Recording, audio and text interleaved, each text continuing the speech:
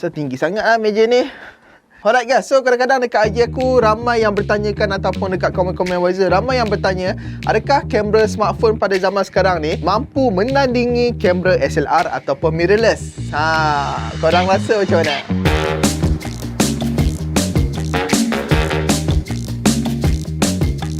Hey guys, Assalamualaikum. Kembali lagi bersama aku Afiq. Dalam video hari ni kita bukan nak review kamera, kita bukan nak review smartphone. Aku dekat dalam video ni kita nak borak-borak santai je ya. Okay, so adakah kamera smartphone pada zaman sekarang ni mampu menandingi pada kamera SLR ataupun mirrorless? Jawapan aku boleh katakan tidak akan mampu menandingi. Untuk for now lah kan, sebab yang kita tahu teknologi smartphone ni dia lebih cepat sikit berbanding dengan teknologi kamera. Okey, ada beberapa faktor yang aku boleh uraikan kat korang kenapa kamera smartphone tidak boleh menandingi kamera SLR ataupun mirrorless. Yang pertama adalah size sensor. Kebiasaannya size sensor pada sesebuah kamera ni dia akan lebih besar. Contoh kat sini kita ada 1-inch sensor, kita ada APS-C sensor.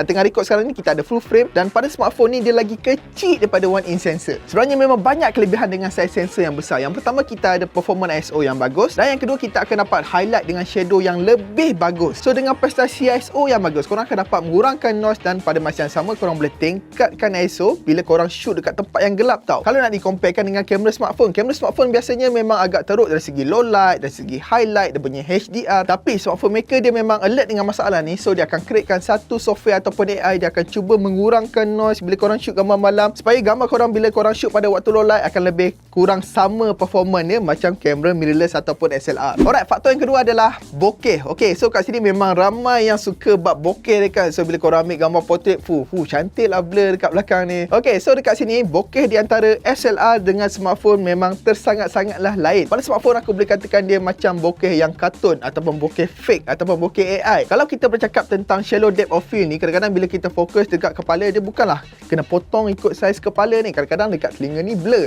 Tapi pada smartphone bila korang ambil gambar portrait, dia akan potong ikut edges ni. Dia bergantung kepada software ataupun AI. Pada situasi bokeh ataupun shallow depth of field pada smartphone, korang kena bergantung pada dua lens, kadang-kadang satu lens. Kalau korang punya AI software memang bagus lah, dia akan detect setiap edge tu untuk menghasilkan bokeh. Tapi pada mirrorless ataupun SLR, korang akan dapat true shallow depth of field tau. So korang tak perlu bergantung pada dua lens, korang tak perlu bergantung pada AI, korang hanya bergantung pada lens tu sendiri. Dan lagi satu aku nak mention kat sini, kadang-kadang aperture, contoh dekat kamera ni dia menggunakan lens 1.8, dan pada kamera Pixel 4 XL ni menggunakan 1.8 juga ataupun 1.7. So korang boleh nampak kat sini perbezaan di antara 1.8 kamera smartphone dengan 1.8 dekat kamera. Pada 1.8 dekat kamera korang nampak memang blur habis, memang creamy blur bokeh dekat belakang tu. Tapi pada kamera smartphone korang tak dapat look tu tau. Itu sebab kalau kita berbalik pada point nombor 1 aku tadi, iaitu size sensor. Size sensor juga memainkan peranan yang penting untuk menghasilkan creamy bokeh dekat belakang tu. Itu sebablah aperture pada 1.8 smartphone takkan sama dengan 1.8 SLR ataupun mirrorless. Alright, point yang ketiga adalah dari segi lens. Pada kamera SLR ataupun mirrorless, kita ada banyak variasi lens. Contoh kita ada ultra wide lens, kita ada zoom lens, kita ada portrait lens,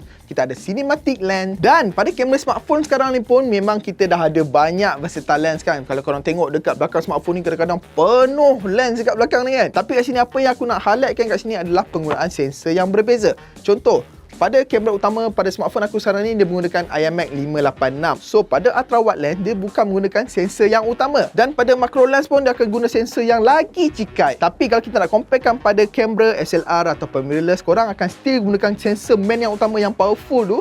Korang just perlu tukar-tukar lens. Sebab itulah korang boleh dapat shot yang lebih cantik untuk ultra wide. Kalau korang nak buat macro shot pun korang still guna sensor yang sama lah. Kat sini apa yang nak cuba sampaikan. Dan satu lagi point berkaitan tentang lens adalah quality glass yang hadir dalam lens ni. Contoh lens yang berkualiti yang korang boleh tengok adalah kita ada Sigma Art lens, kita ada Canon RF lens, kita ada Sony G Master lens. So kat situ korang boleh tengok kan harga je dekat 10,000, 15,000 untuk satu lens je. Yang mana korang boleh lihat orang sanggup spend 15,000 untuk sesebuah lens je tau. Berbanding kalau kita comparekan dengan smartphone yang kita tak tahu pun kaca yang digunakan dalam lens tu berkualiti ke tak, premium ke tak, sebab lens ni bersangkut paut dengan sharpness pada gambar ataupun video. Okay, next adalah kawalan manual secara penuh pada kamera SLR berbanding pada kamera smartphone. Okay, pada kamera SLR ataupun mirrorless korang boleh menggunakan aperture parity, shutter parity, ISO parity, dan korang juga boleh kontrol manual tu untuk fokus sendiri. Okay, pada smartphone ada kalau korang nak menggunakan kawalan manual ataupun korang boleh download third party app. Tapi apa yang aku nak mention kat sini adalah kejituan ataupun ketepatan korang kontrol manual tu. Dari segi kamera dan SLR korang boleh kontrol everything setting dekat tangan, tapi dekat smartphone korang kena guna skrin sesentuh tau. So kat sini dari segi precise atau ketepatan aku lagi memilih untuk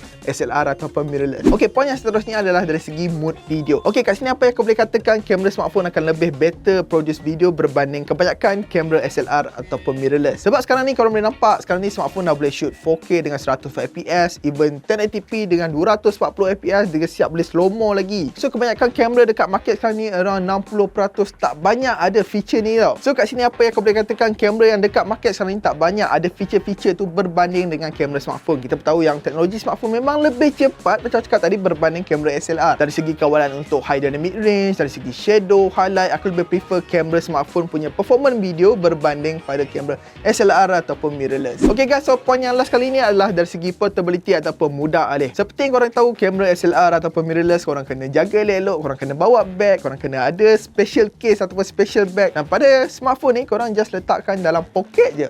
So korang boleh bawa ke mana-mana. Even kalau korang tengah jalan-jalan terjumpa sesuatu, korang terus keluar pada poket, korang buka, cup, terus ambil gambar. Dan pada kamera SLR korang kena buka bag, pasang lens, lepas tu baru nak ambil gambar. Tengok subjek tu dah hilang. So kat sini apa yang aku bercakapkan dari segi portability ataupun mudah alih, smartphone lebih convenient berbanding SLR ataupun mirrorless sebab besar kot kan. Korang tengok ni size dia besar gila kot kan. So secara kesimpulannya buat masa sekarang ni, kamera smartphone masih lagi tidak boleh menandingi kamera SLR. Tapi dari segi video, yes, kamera smartphone dah makin better, be better. Tapi tak tahulah someday kalau smartphone maker dia akan letakkan size sensor yang besar kat sini, tapi macam tak kena pula kan, besar gila sensor kat sini. Dan dari segi harga pun korang bertahukan yang kalau korang nak start bila nak main kamera, harga untuk kamera ni memang mahal. Tapi let's say kalau korang beli iPhone 12 Pro Max yang berharga lebih kurang 6,000, dan kalau korang comparekan dengan harga mid-range kamera yang berharga dalam 3,000 lebih, so korang still lagi dapat performance kamera mid-range tu lagi better berbanding iPhone 12 Pro korang tu. Sebab dia kalau korang spendkan duit korang dekat kamera, korang akan dapat sebuah kamera tau, a true kamera.